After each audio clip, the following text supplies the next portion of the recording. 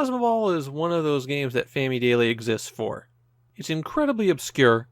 It's not really a hidden gem, but it's a distinctive game that's unlike anything else we're going to see on the Famicom. It's creative, and even though I feel like it doesn't quite work, I appreciate that they gave it a try. The concept behind Plasma Ball is that you're participating in a futuristic death sport. Or magical death sport? Look, the stage designs don't have a unified theme. Anyway, you're controlling a Toshin, a mystical warrior that might or might not be giant, representing one of 6 elements: wind, fire, earth, water, metal, and wood. You compete in one-on-one matches with another one of these Toshin, and these matches are mainly handled by struggle for control over the Plasma Ball, a ball of energy that you can grapple and launch. You have a shield on the front of your Toshin, and tapping A when it's near the ball will collect it, and hitting A while you have the ball will launch it in that direction. The Toshin are rated on 5 different stats: offense, defense, energy, plasma, and special.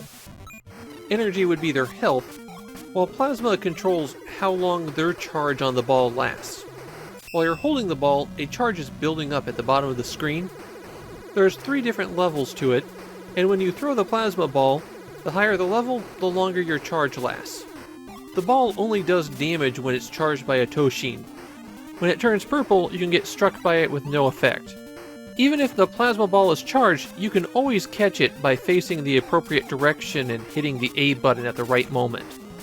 You also have a certain number of charges for your special move that you can use. Every Toshin has their own special move, but in some game modes everyone shares the same special move. To use a Toshin special move, you hold down B, and you keep holding it down for over 5 seconds. It takes a fairly long time to charge it up. Then release, and the effect kicks in. Not all special moves are created equal. The fire special move is just a stronger shot, but the metal special move will let you remote control a fully charged plasma shot for about 15 seconds. That's an ability so strong it breaks the game in half.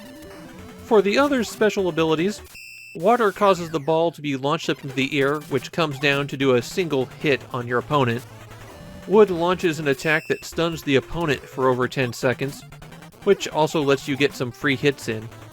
Wind will spin around for about 10 seconds, be invincible, and can cause damage if they spin into them.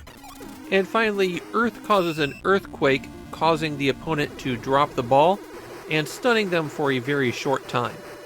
One of the interesting things in Plasma Ball is that you can randomize your character selection as well as your stats, so you can really switch up how you're playing. When you start at the game, you're first asked to choose what game mode you're going to play. In the 1 and 2 player modes, you pick an arena that defines the rules of the match, and then go best 2 out of 3 with a chosen opponent there. On the fantasy map, you're just trying to injure the other character until their health runs out. The door at the top will occasionally pop open and spit out power-ups. This arena also has some spiked walls that you have to avoid.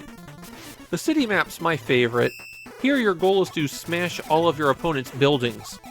There are 3 that are available to start with, and once they're demolished, a 4th will appear at the edge of the arena, protecting a 5th. The arena cycles from day to night, and at dawn, one of the buildings gets repaired a bit.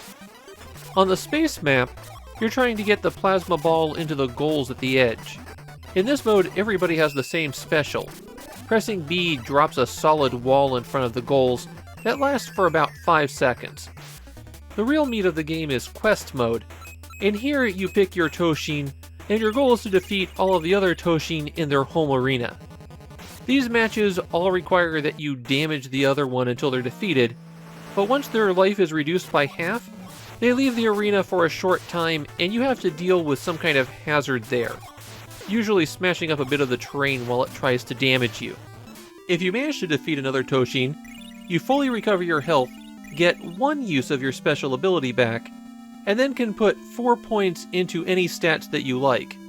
You can choose to do the stages in any order, and if you go to this tower, you get a rather confusingly laid out password.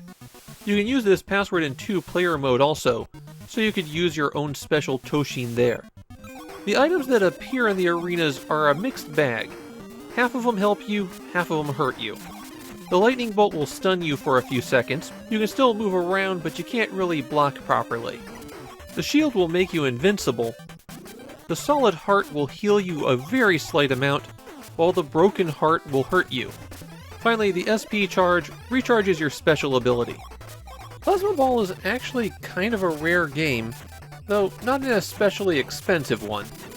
This is another one of those games that I just can't find anybody talking about it in Japan. Even video comment sections are just blank. I kind of get it, since Plasma Ball's a game that you really have to play 2 players to get the most out of, but I also think that the game winds up being a bit shallow.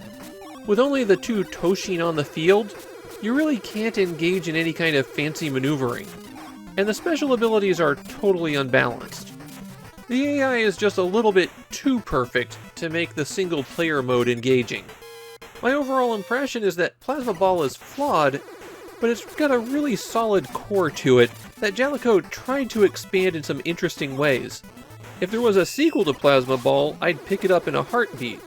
A little bit more refining probably could have made this into a really good one. But as it stands, Plasma Ball is just an interesting near miss.